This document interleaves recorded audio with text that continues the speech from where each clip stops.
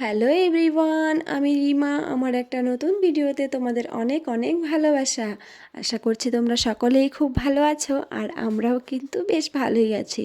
আর এই সময়টাতে আমি একদমই ভালো ছিলাম না, আমার শরীরটা ভীষণ খারাপ ছিল, কিন্তু এখন আমি বেশ ভালোই আছি। যেহেতু শরীর ভালো ছিল না, সেই কারণে বেশি কিছু রান্না করতে পারিনি, একটু ডিমের ঝোল করেছিলাম, সেটাই তোমাদের দেখিয়ে দিলাম। আর ওদিকে বেসিনটা পরিষ্কার করে আমি চলে এসেছি রান্নাঘরে। কিছু বাসন ছিল আর রান্নাঘরটা নোংরা হয়েছিল, সেগুলোকে আর কি পরিষ্কার করব এখন। যেহেতু আমি একা থাকি, শরীর ভালো থাকলেই কি খারাপ থাকলেই কি সমস্ত কাজ কিন্তু নিজেকেই করতে হবে। তোমরা যারা একা থাকো তারা কিন্তু আমার কথাটা বেশ ভালো করেই বুঝতে পারছো। শরীর ভালো থাকলে কি খারাপ থাকলে কি নিজের কাজ নিজেকেই করতে হবে, তাই না? আর এদিকে দেখো আমি ওভেনটাও পরিষ্কার করে নিচ্ছি। রান্না করেছি, আর রান্না করলে তো খাবার দাবার পড়েই থাকে সাইড দিয়ে, আর পরে পরিষ্কার করতে গেলে কি হবে, শক্ত হয়ে যাবে, উঠতে চাইবে না, তো সেই কারণে সঙ্গে সঙ্গেই পরিষ্কার করে নিচ্ছি। আর আমি জানো তো রান্না করতে করতে একটু একটু করে আর কি মুছে নিই, বা দুটো বাসন থাকলে ধুয়ে নিই, এরকম করি। তাহলে ওই শেষে গিয়ে অনেকগুলো জমা হয় না, আর খুব একটা কষ্ট হয় না তখন।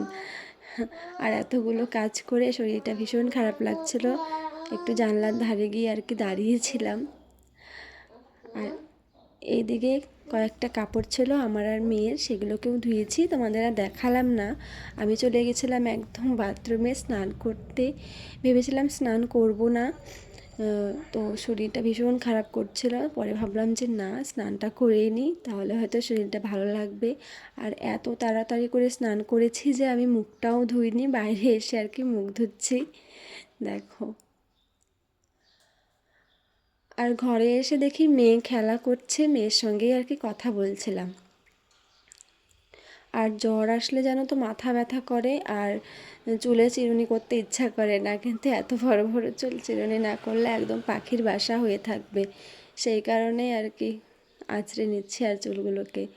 আর তোমরা কি একটা জিনিস দেখতে পাচ্ছ, আয়নার মধ্যে গোপাল। আমার ভীষণ ভালো লাগে এই গোপালের ছবিটা। আর আমার দরজার সামনেই আর কি লাগানো আছে ছবিটা, দরজা খুললেই আমি ওকে দেখতে পাই সকালে, ভীষণ ভালো লাগে। আর এখানে মেয়ে খেলা করছে দেখো, এতক্ষণ বাইরেই খেলা করছিল, কিন্তু এখন দেখি ভেতরে চলে আসছে। আর মেয়ে আমাকে ভীষণ হেল্প করে, ও সারাদিন খেলা করার জন্যই আমি কাজ বাজগুলো করতে পারি।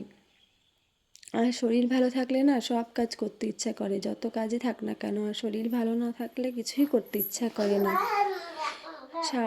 সমস্ত কাজ বাজ করে বিছানায় এসছি, আমার যে কি ভালো লাগছে এখন। বসে বসে একটু জল আর একটা বিস্কিট খেয়ে নিলাম এখন।